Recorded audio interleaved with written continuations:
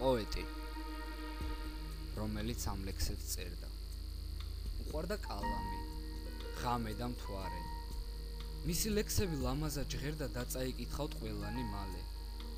ღამე როდესაც ეძინა ყველას. პოეტი იწყებდა ლექსების წერას.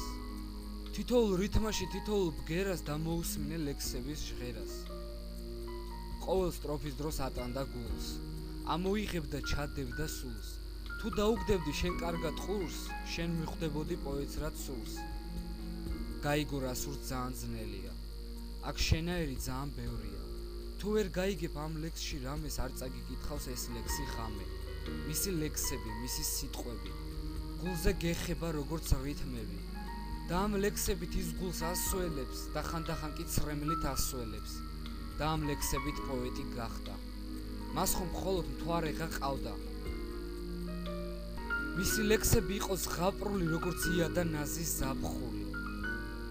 პოეტმა კალამი დაღალა წერით.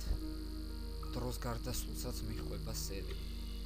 წლები შელია პოეტმა წერას და ეს ლექსები მოსწონდა ყველას.